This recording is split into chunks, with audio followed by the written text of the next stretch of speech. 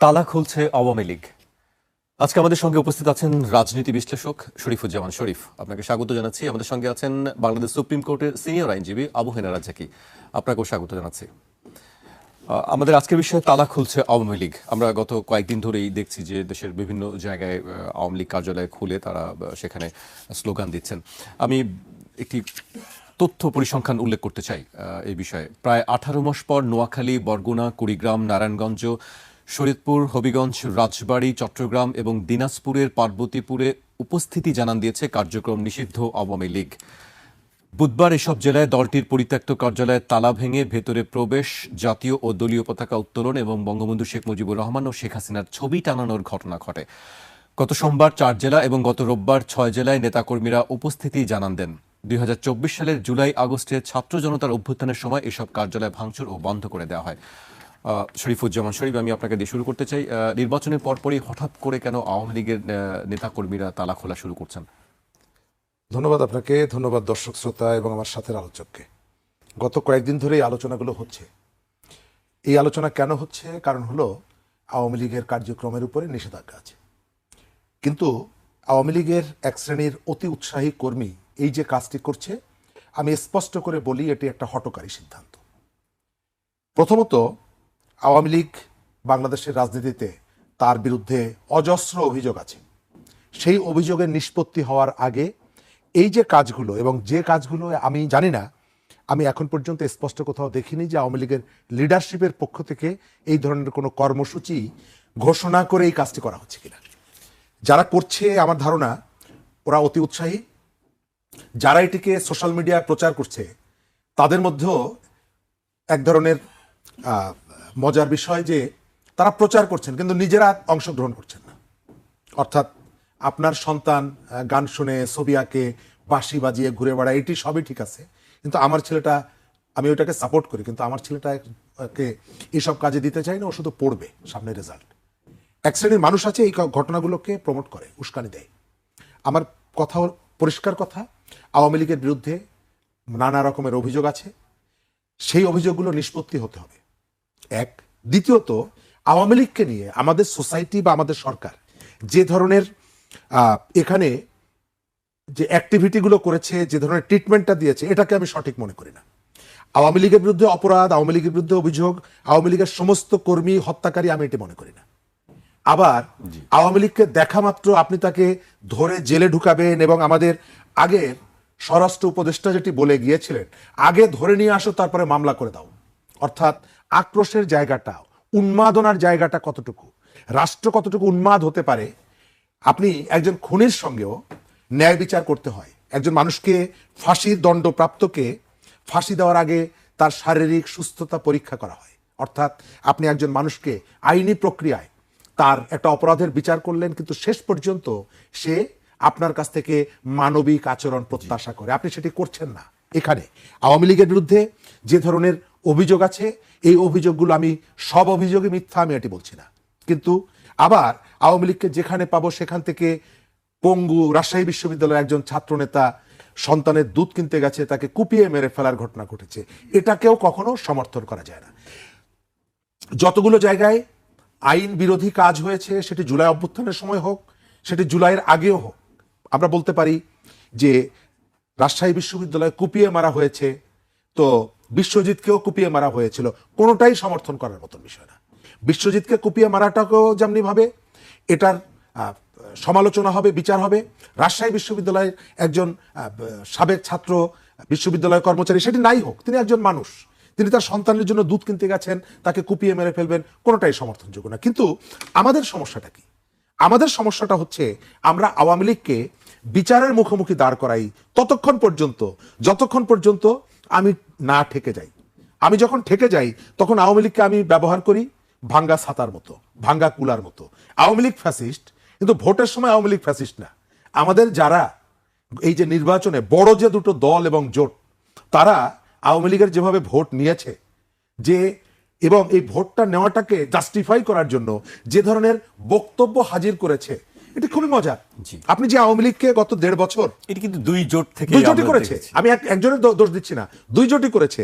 এবং আপনি মজার করে দেখেন, গত 1.5 বছর আপনি যাকে ফ্যাসিস্ট বললেন শেখ মুজিবুর রহমান, তার বাড়ি একাধিকবার ভাঙলেন। এবং এটি আপনি যে কোনো দৃষ্টিতে দেখেন না কেন, গত তত্ত্বাবধায়ক সরকারের যতগুলো কাজ সব থেকে বেশি সমালোচিত হবে, অন্তর্বর্তী সরকারের সব থেকে বেশি সমালোচিত হবে, তার একটা হলো এই যে 32 নাম্বার ধানমন্ডিকে এইভাবে ভাঙা। এটি ইতিহাস বিচার করবে তাদের, কিন্তু আমি সেখানে যাচ্ছি না। আমি আসছি, আপনি যে শেখ মুজিবকে ফ্যাসিবাদের আইকন বলে তার সবকিছু নিশ্চিহ্ন করে দিলেন, আপনি বরিশালে গিয়ে বললেন শেখ মুজিবুর রহমান সাহেব অনেক ভালো কাজ করার চেষ্টা করেছেন, কিন্তু আশপাশের লোকের কারণে করতে পারেননি। 11 দলীয় জোটের জনসভায় তাদের শীর্ষ নেতা বলেছিলেন। মানে হলো নির্বাচনী জনসভায় মানে হচ্ছে, আমি তো ওটাই বলছি যে আপনি এতদিন পেটালেন ফ্যাসিবাদের আইকনকে, আর ওখানে গিয়ে তিনি সাহেব হয়ে গেলেন। আমরা এই যে আজকে আওয়ামী লীগ ফিরে আসছে, আওয়ামী লীগ ফিরে আসবে, বাংলাদেশে আওয়ামী লীগ এবং বিএনপি এখানে রাজনীতি করবে, এটি বাস্তবতা, এটা রিয়েলিটি, এটা আপনাকে মানতে হবে, এটাকে অস্বীকার করতে পারবে না। কিন্তু তারা কি আমাদের সাথে ভৃত্যের মতন আচরণ করবে? তারা কি আমার সন্তানকে পাখির মতন গুলি করে হত্যা করার অধিকার দেব কি দিব না? যদি সেটি করে তার বিচার হবে কি হবে না, এটি ইম্পর্টেন্ট। আপনি চাইলেই আমাদের এইখান থেকে এই দলগুলোকে নিশ্চিহ্ন করতে পারবে না, কিন্তু সে যদি আমার সাথে অসভ্যের মতন আচরণ করে, আমি কি সেটি মেনে নেব? নিশ্চয়ই মেনে নেব না। অবশ্যই। আমি আবু হেনা রাজ্জাকের কাছে আসতে চাই। আপনি আসলে এই বিষয়টি কি দেখছেন যে নির্বাচনের পরপরই আমরা দেখছি যে তালা খুলে কার্যক্রম শুরু করার একটি চেষ্টা তারা করছেন? ধন্যবাদ আপনাকে এবং আমার সহ-আলোচক শরীফুজ্জামান ভাই, অত্যন্ত বিজ্ঞ একজন আলোচক। এই প্রশ্ন যেটা করলেন, এতে প্রথমেই প্রশ্ন আসে, প্রশাসন বর্তমানে এই মুহূর্তে, আজকে তো নতুন সরকার 2 দিন হইল, প্রশাসন কি সরকারের নিয়ন্ত্রণে না আওয়ামী লীগের নিয়ন্ত্রণে? কেন বলছি কথাটা, শুনলে সবাই আসমান দিয়ে পড়বে। আওয়ামী লীগের নিয়ন্ত্রণে কেন? আপনি তো বলছেন যে এই প্রশ্নটা আপনি সেই জায়গাটাই আসছি, সেই জায়গাটাই তো আসতেছি। পুলিশ জানে যে আওয়ামী লীগের কার্যক্রম নিষিদ্ধ, জানে, প্রশাসন জানে। তো আওয়ামী লীগ কিন্তু গত 17 মাস বা 18 মাস মাঠে নামেনি, মানে তাদের যেহেতু প্রচার নিষিদ্ধ, কার্যক্রম নিষিদ্ধ, সেই আদেশ কিন্তু এখনো বহাল, উইথড্র হয় নাই। তাহলে সরকারের পরিবর্তন হয়ে গেল, সরকারের পরিবর্তন হয়ে গেল এবং ওত নেওয়ার আগেই তালা খোলা শুরু হলো নানান জায়গায়। কোথাও আমি গিয়ে সাথে খুলে দিলাম, কোথাও শরীফ বেগ গিয়ে সাথে খুলে দিল, আবার কোথাও নিজেরা খুলতেছে।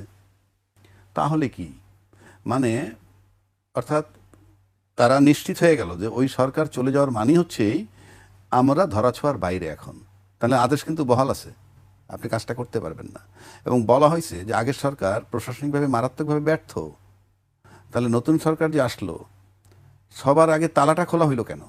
মানে তালা খুলতেছে, আমি কিন্তু কোনোটার বিরোধী না, কিন্তু কার্যক্রম তো নিষিদ্ধই আছে এখন। আরে কার্যক্রম নিষিদ্ধ, তাহলে আপনি অফিস যখন খুলতেছেন, আপনি কার্যক্রম অফিসে বসাও কার্যক্রম, আপনি কার্যক্রম নিষিদ্ধ মানে কি? এটা অফ থাকবে।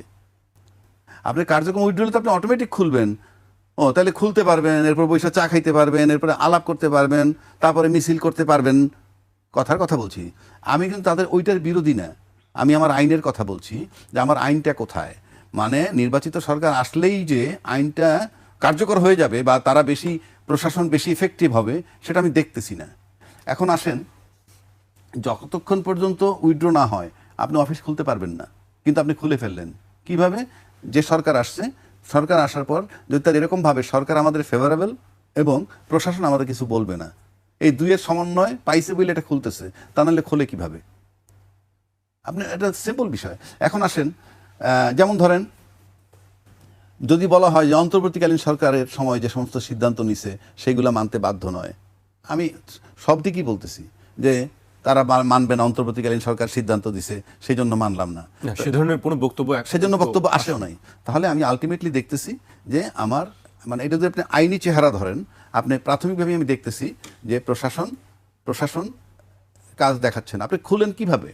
সো দ্যাটস সিম্পল হিসাব। আমাদের তো সাথে সাথে এখন পাইতে হবে যে এই আওয়ামী লীগের অফিসগুলো খোলা সঠিক হয় নাই এবং আইনি অ্যাকশন নেওয়া উচিত। হয়তো আওয়ামী লীগের লোক ভাবতে পারে অথবা বিএনপির লোক ভাবতে পারে কি আমি তাদের এই আওয়ামী লীগের বিরুদ্ধে বা বিএনপির বিরুদ্ধে, নো, আমি বলছি ওই সরকার থাকলে আমরা বারবার বলেছি যে প্রশাসন কাজ করছে না এবং এটা সরকারের দায়।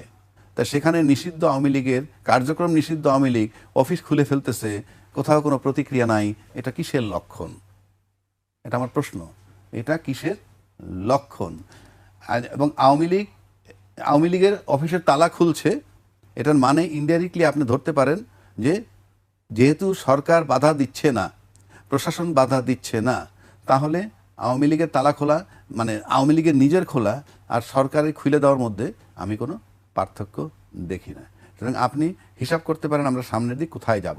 কেননা কেউই আমরা আইন মানতেছি না, যেহেতু আইন সামনের দিকে কোথায় যাব, তাহলে আপনি বলছেন বা আপনি কি চিন্তা করছেন? এই যে শুরুই তো হইলো যে আপনার আইনের উপর নিয়ন্ত্রণ নাই, আইন দ্বারা নিয়ন্ত্রণ করা যাচ্ছে না। আপনি আপনি এটা তো আমার আইনস্টাইন হইতে হবে না, কার্যক্রম নিষিদ্ধ আছে তো, অফিসগুলো খুলতেছে কিভাবে? তাহলে অফিসগুলো খুলতেছে কিভাবে? আওয়ামী লীগ কার্যক্রম শুরু হয়ে যাবে সেটি আপনি বলছেন? অফিস খোলা মানে কি? কার্যক্রম যে শুনে তাহলে লক থাকলে সমস্যা কোথায়? অফিসের তালা খুললে আর বন্ধ যদি পার্থক্য না হয় তাহলে খোলার দরকার কি? আমি বুঝাইতেছি ওইটা। আমি আওয়ামী লীগের বিরোধী না, আওয়ামী লীগ মাঠে নামুক, রাজনীতি তার ব্যাপার, কিন্তু প্রশ্ন হচ্ছে আমার আইন প্রশাসন, যেটা আমরা 17 মাস ব্লেম দিলাম যে নির্বাচিত সরকার ক্ষমতা আসলে আমরা দেখবো আইনের আলাদা চেহারা, সেটা কোথায় পাচ্ছি? বরং নির্বাচিত সরকার আসার পর তো অফিসগুলো খুলতেছে। এই বিষয়ে হয়তো সরকারের পক্ষ থেকে বক্তব্য হয়তো সরকার পরিষ্কার করবে বিষয়টি। আমি শরীফুজ্জামান শরীফের কাছে আসতেছি। শরীফ ভাই, আজকে সুজনের একটি অনুষ্ঠান ছিল, সেখানে বলা হচ্ছে যে সংসদ নির্বাচনে বিরোধী দলের পক্ষ থেকে বিজয়ী দলকে অভিনন্দন জানানো নতুন রাজনৈতিক সংস্কৃতির ইঙ্গিত, কিন্তু মন্ত্রিসভার শপথ অনুষ্ঠান বর্জন নতুন শঙ্কার জন্ম দিয়েছে। সেখানে একটি শঙ্কার কথা বলা হয়েছে যে মন্ত্রিসভার শপথ অনুষ্ঠান বর্জন যেটি করা হয়েছে, শঙ্কাটা কিসের আসলে? ধন্যবাদ।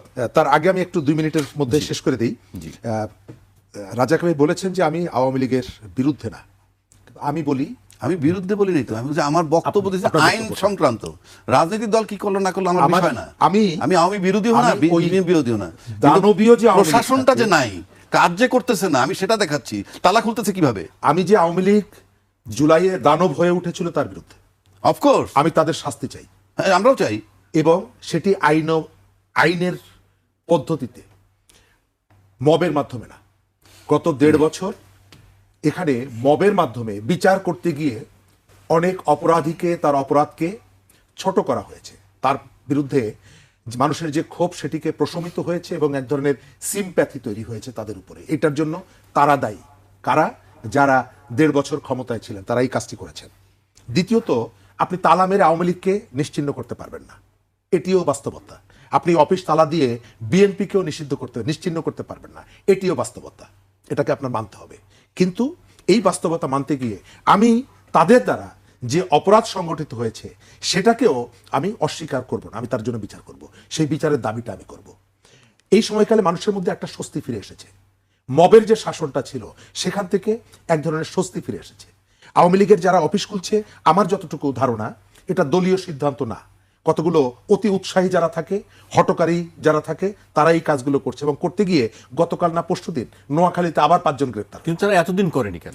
এতদিন করেনি, তাদের মধ্যে একটা ধারণা ছিল যে প্রশাসন আসলে এক ধরনের কাজ করে নেই, কিন্তু সেখানে বিকল্প যে প্রশাসন হয়েছিল, মবের যে শাসনটা ছিল, আপনি খেয়াল করে দেখবেন এই মব যারা তৈরি করত তাদের অনেককেই আমরা এখন দেখছি একটু নরম সুরে কথা বলছেন। ওই যে স্বতঃস্ফূর্তভাবে বিভিন্ন জায়গা থেকে যে ধরনের রিয়াকশনটা হতো, সেই রিয়াকশনটা নাই।